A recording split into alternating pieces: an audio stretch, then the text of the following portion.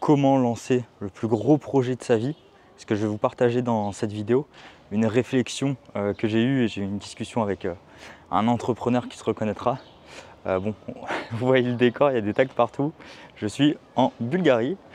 Donc voilà, il fait bon. Là, le week-end, il n'y a pas trop de monde dans les rues hors la rue centrale, donc c'est cool. Pour revenir au sujet de cette vidéo, donc cet entrepreneur avait une difficulté pour se lancer sur le plus gros projet de sa vie. Et du coup, je vais vous partager la réflexion à adopter qui tourne autour pour imager d'une roue d'inertie. Et cette roue d'inertie, il faut l'appliquer un petit peu dans tous les passants de sa vie. Et on peut le voir même comme une roue à eau. Et en fait, sur une roue à eau, il y a des compartiments. Si on prend quelque chose de simple, il y a 4 compartiments dans une roue à eau. Et en fait, le but, ça va d'être de ne pas remplir un seul compartiment. Parce que si vous remplissez un seul compartiment, en fait, la roue ne va pas tourner. Comment on fait pour la tourner? C'est marrant, les personnes âgées ici. Bon, c'est pas commun de voir de la technologie en Bulgarie, donc si tu te trimbales avec une caméra, ça choque un petit peu. C'est vrai que j'ai plus trop l'habitude de faire des vidéos. En ce moment, je suis très focus sur ma startup. Je sais pas trop quoi partager sur ma startup, sur ma chaîne YouTube. Donc, et vu que je travaille beaucoup, c'est un peu en stand-by pour l'instant. Donc voilà, quand j'ai des sujets pertinents, je les partage. Donc ouais, pour revenir à cette roue à eau, en fait, si vous remplissez qu'un seul compartiment, le compartiment va être vers le bas avec la gravité, mais du coup la roue ne tourne pas. Donc le but en fait, c'est de commencer à remplir d'autres compartiments pour que ça commence à tourner. Alors, premier exemple de la création de contenu. En fait, c'est si vous avez une offre, entre guillemets, qu'il faut attirer des clients, eh bien, vous vous formez sur cette offre pour faire le meilleur produit, ok. Mais si vous avez le meilleur produit et que tous les autres plans de ce business-là ne sont pas développés, ça ne marchera pas. Donc, il faut peut-être développer du contenu. Ça peut être par exemple sur YouTube. Donc, si vous faites produit plus YouTube, hop, la roue commence à tourner. Et en fait, quand vous commencez à vous dire, ok, mais pour YouTube, en fait, il faut que j'ai une page de vente, peut-être. Donc, il faut créer une page de vente. Pour créer la page de vente, il faut peut-être se former un peu en copywriting. Donc, il faut se former là-dedans. Donc, peut-être je parle à du monde, peut-être je prends une formation, peu importe. Et du coup, c'est comme ça qu'on met petit à petit en place cette roue. Je ne vais pas détailler plus cet exemple, on va dire, de business en ligne, mais je vais plus comparer sur ce par lequel je suis passé. C'est une grande roue. Et cette grande roue, du coup, je suis parti d'étudiants. Bon, je n'ai pas forcément les storytelling d'étudiants à entrepreneurs ou peu importe, puisque tout le monde a fait des études, donc tout le monde est étudiant. Et puis voilà, c'est un peu faire des généralités qui ne servent un peu à rien. Mais du coup, j'étais étudiant et c'est à ce moment-là où j'ai commencé à... C'est pas le terme entreprendre, je sais pas comment le déterminer, mais bref, je me formais, je me rappelle, j'avais 14 ans, je regardais que des vidéos YouTube. Aujourd'hui, j'en ai 26, donc ça fait 12 ans que je regarde que des vidéos sur argent. Comment faire de l'argent, comment gagner de l'argent, comment investir, etc. Et à l'époque, il y avait beaucoup moins de contenu. Et du coup, tout ce que j'ai fait, faut bien comprendre que ce n'est pas du tout réplicable aujourd'hui. C'est comme les investisseurs à Dubaï qui font ouais, j'ai investi en 2015, j'ai fait x3 sur mon investissement, et le mec il te vend une méthode pour faire pareil. Mais en fait, si le prix au mètre carré était à 3000 €, le mec il a fait x3, maintenant il est à 10 000 € le mètre carré. Tu vas pas refaire x3. Je pense pas que le prix de l'immobilier à Dubaï moyen, il va passer de 10 000 à 30 000. J'ai du mal à me projeter. C'est la même chose pour les business en ligne, les opportunités, les personnes qui partagent des choses. Et moi y compris, où je partageais des choses 2019-2020 sur la crypto. En fait, j'ai fait des gros coups, j'ai chopé des opportunités, mais c'était à l'époque 2019-2020. Et aujourd'hui, ça s'applique plus du tout. J'ai une connerie, mais les airdrops Arbitrum, les trucs comme ça, on prenait des 20 000 balles d'un coup. Bah, aujourd'hui, absolument pas. Les meilleurs airdrops aujourd'hui, c'est 200 $ et t'es bien content. Donc, tout ça pour dire que tout ce qu'on partage, et de toute façon, quand on commence à partager des choses, c'est que on n'est peut-être pas encore légitime. Et quand on commence à être légitime, en fait, l'opportunité ne peut plus se reproduire. Donc, c'est inutile de la partager. Ou en tout cas, des personnes le font, mais voilà, c'est un peu inutile de le faire. C'est comme la thématique d'investir en start-up. En fait, ce qui me plaît là-dedans, c'est que tous les investisseurs sur un round, on rentre au même prix, entre guillemets. Alors que voilà, si on parle de crypto, d'actions ou autre, bah en fait, du coup, la stratégie n'est pas la même puisque on rentre pas forcément au même prix, on sort pas au même prix. Enfin bref, c'est une autre histoire. Donc, si je reprends l'exemple de ma grande roue d'inertie, c'est pas pour montrer que je suis le meilleur. J'ai peut-être fait les meilleurs mouvements, mais pour garder l'argent, c'était une autre histoire. J'ai tout perdu, donc c'est surtout ça qu'il faut retenir. Enfin bref, d'étudiant. En parallèle, je me formais à fond. Je sais pas trop où j'arrive là. En parallèle, je me formais à fond. Ensuite, j'ai fait étudiant en alternance pour commencer justement à gagner de l'argent et à pouvoir l'investir. Alors que voilà, j'étais étudiant, il fallait que je paye mon logement, ma bouffe, etc. J'avais pas d'aide parce que justement mes parents ils sont dans le milieu médium sans aide. En gros, ils gagnent pas des sommes astronomiques, donc j'ai pas le droit aux aides. Et enfin bref, c'est l'entre-deux. Beaucoup sont dans cette situation et je pense que c'est même le plus dur où en fait t'es pas aidé et t'es obligé de t'émerder à trouver de l'argent toi-même, donc faire des tafs, etc. Et du coup, c'est comme ça que je suis rentré dans une sorte de grande roue d'inertie sans m'en rendre compte. Et aujourd'hui, je mets des mots dessus et c'est important de les comprendre. Où en gros, je me suis formé un investissement d'abord alors que j'avais pas d'argent. Ensuite, je me suis dit ok, investissement, j'ai compris des choses, il me faut de l'argent. Donc le premier bucket, je sais pas comment dire en français, le premier seau d'eau on va dire, rempli dans la roue, et bien c'est ok, j'apprends à investir, je me forme. Ensuite, il faut que je remplisse un autre, donc faire de l'argent. Une fois que je remplis cet autre, en fait la roue commence à tourner. Et du coup, pour faire de l'argent, j'ai commencé à gagner à 16 ans de l'argent en faisant un business, pas un business, je gardais des enfants avec le BAFA. Donc ça permet de travailler dès 16 ans et en plus de gagner quand même pas mal. C'était genre 400 € par semaine. Et du coup voilà, salariat, donc je commence à gagner de l'argent. Je commence potentiellement à me projeter un peu plus, à commencer à investir. Je faisais des paris sportifs ou des conneries un peu comme ça pour investir. Et donc voilà, la roue commence à tourner. Et ensuite, je me suis intéressé de plus en plus à l'entrepreneuriat, même si au final, j'en suis venu très très tard. Pour moi, je me considère entrepreneur, allez, depuis 1 an, 2 ans, pas plus. Jusqu'à maintenant, je me considérais que investisseur. Et du coup, je me suis quand même renseigné sur l'entrepreneuriat et je me suis dit, j'ai compris des choses, pareil.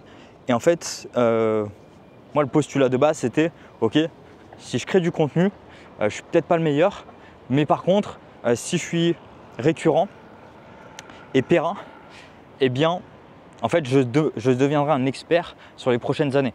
Et j'ai commencé du coup à faire du contenu en 2019. Aujourd'hui, on est en 2025, donc ça fait ça doit faire 6 ans par là.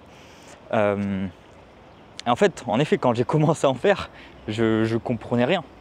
Je pensais comprendre des choses, c'était à moitié, les opportunités étaient devant et je fonçais.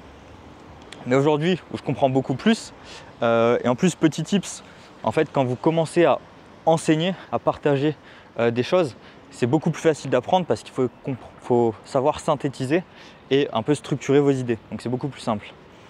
Je déteste l'architecture. C'est vraiment horrible ici. Bon, en pleine ville, il y a des monuments, c'est un peu mieux. Du coup, pour revenir à ce troisième bucket, donc le seau d'eau, le premier, investissement, sur la formation en tout cas. Le deuxième, c'est plutôt sur la partie salariat pour gagner de l'argent. Et le troisième, c'est commencer à me former sur l'entrepreneuriat. Et au dernier bull run, je considère que c'était pas forcément de l'investissement, c'est plus de l'entrepreneuriat dans le Web3, dans la crypto, où chercher les dernières drops, essayer de faire du leverage DeFi ou des trucs comme ça, c'est pas de l'investissement. Enfin, c'est même pas du trading, quoi. Tu vas sur des pools, tu retires de la liquidité, t'ajoutes, je sais pas quoi. Putain, c'est vraiment moche l'immeuble. Voilà, c'était plus entrepreneuriat crypto à petite échelle. Et du coup, la roue a commencé à se lancer. Et c'est là où en fait, quand on agit, eh bien, on prend conscience de choses et on se dit vas-y, la roue est lancée, il faut que j'aille un peu plus loin. Et du coup, le next step, c'était quoi? C'était mettre plus de focus là où ça me rapporte. Donc en gros, je ne mettais pas d'énergie mentale sur mon alternance et mes études, et je mettais plutôt sur la partie entrepreneuriat, se former, etc. Donc la question qui vient souvent, c'est ok, je commence à faire de l'argent, ok, il y a des gens qui s'expatrient. C'est quoi l'expatriation? Où s'expatrier? Comment s'expatrier? Et hop, je commence à re-remplir un seau pour cette partie formation et expatriation. Donc, ce qui sous-entend derrière, si on regarde long terme, business international, holding, résidence fiscale, passeport, enfin bref, tout ce délire-là où c'est passionnant de se former. Après, petit astérix là-dessus, c'est que les lois changent tout le temps. Du style en Estonie, quand je m'étais expatrié, il y avait 0% sur l'impôt sur les sociétés, et là ça va passer à 2%. Ça reste très raisonnable, mais ce que je veux dire, c'est que se renseigner en amont sur les schémas mentaux adoptés pour comment s'expatrier, comment vivre à l'étranger, etc. Oui, mais par contre, aller dans le micro du style ok, comment je peux optimiser 2% pour ce pays parce que il propose une loi, au Portugal, tu gardes tes cryptos 8 ans, je sais pas quoi. En fait, il faut plutôt regarder à l'instant T quand tu es dans l'année où tu t'expatries, et pas forcément trop anticiper, parce que ça peut vraiment changer assez rapidement. Moi, je fais des tours en rond puisque je suis jamais venu par là.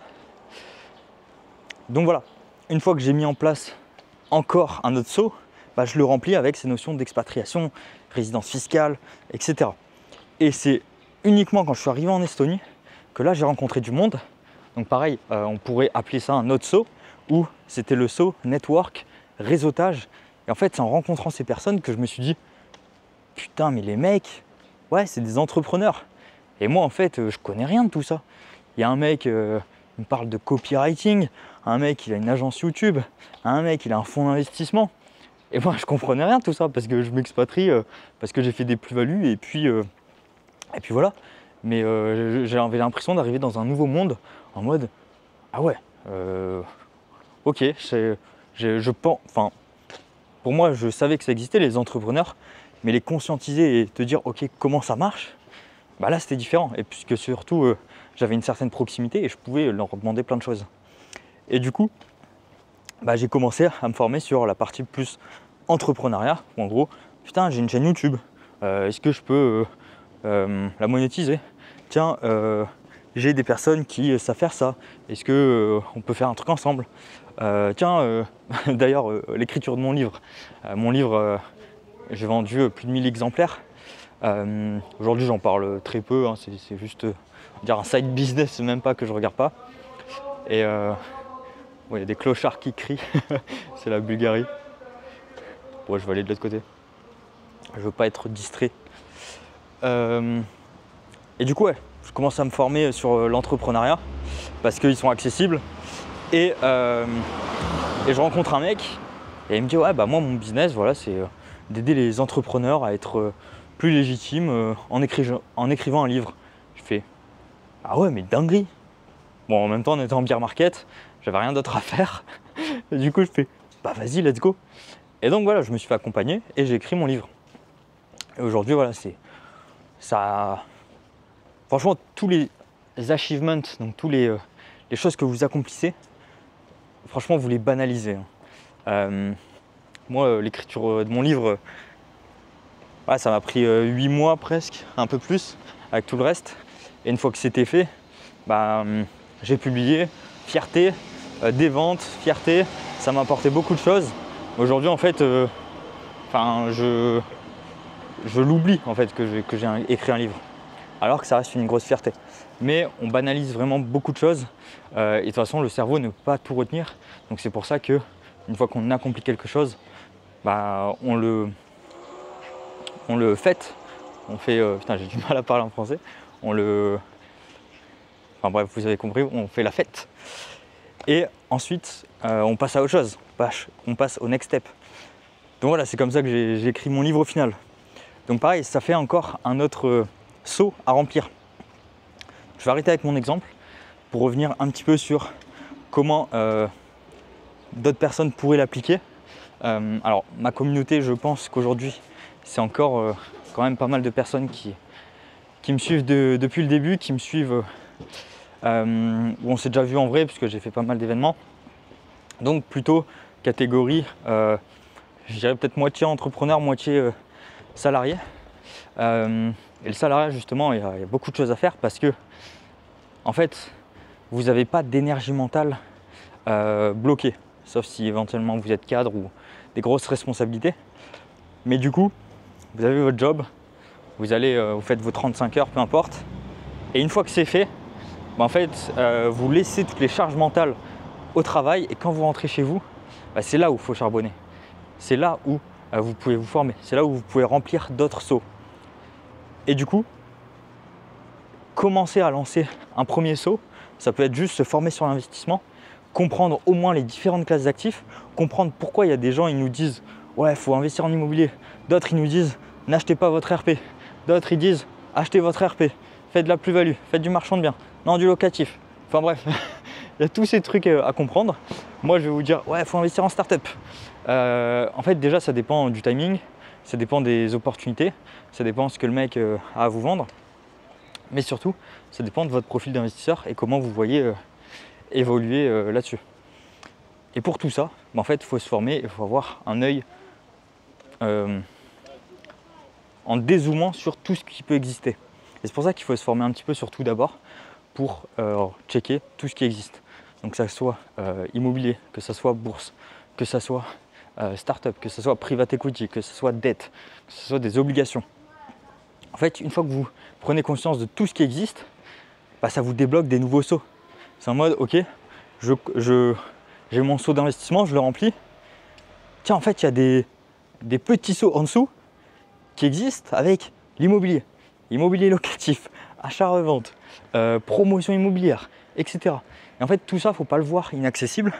Alors, je pense que moi, j'ai la capacité d'être confiant dans ce que j'apprends. Et globalement, aujourd'hui, on me parle de... Allez, il y a un an, on me parlait de promotion immobilière. Je fais à quel moment je vais construire un immeuble. Par contre, aujourd'hui, on m'en parle. Je vais checker au moins les chiffres. Je vais checker le projet qui est présenté.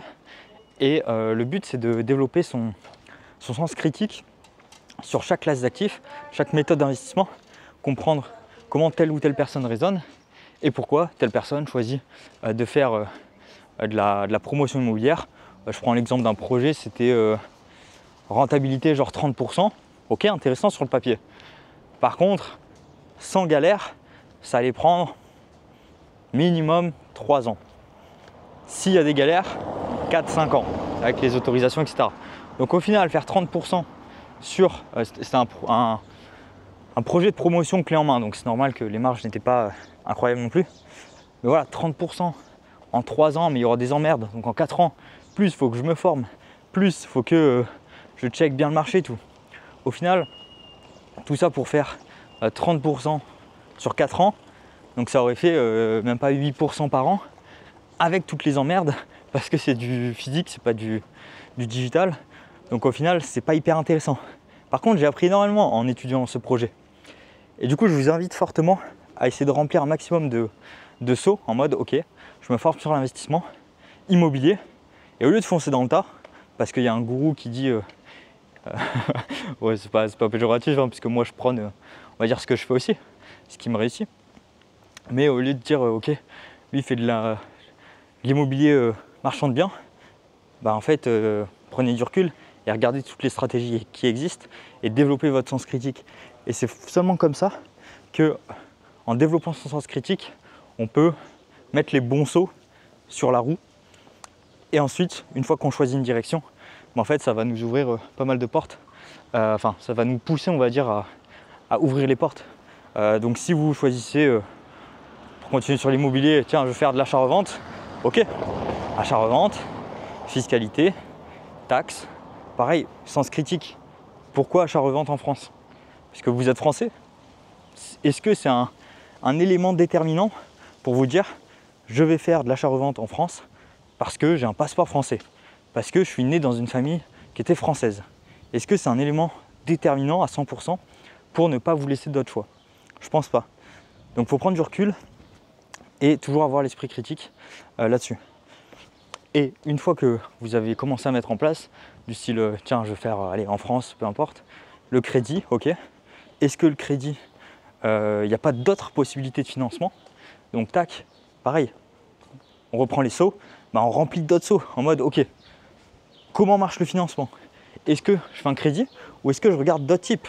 Le crowdfunding, est-ce que je crée pas une structure avec ma famille où ils co-investissent avec moi parce que j'ai pas assez de fonds, parce que je suis pas finançable?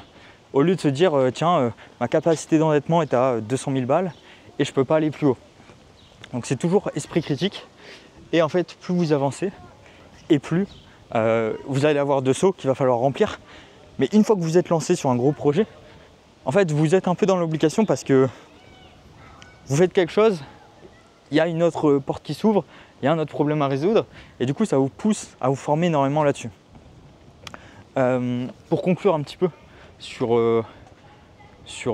aujourd'hui ce que je fais, donc j'ai cofondé une startup tech. On fait du hardware, on fait du software. En startup, il y a beaucoup de choses à faire. Je me suis occupé en tout cas de la partie levée de fonds, structuration de la boîte, etc. Aujourd'hui, c'est plutôt sur la partie produit. Donc, pareil, le produit, j'ai pas fait une formation chef de produit.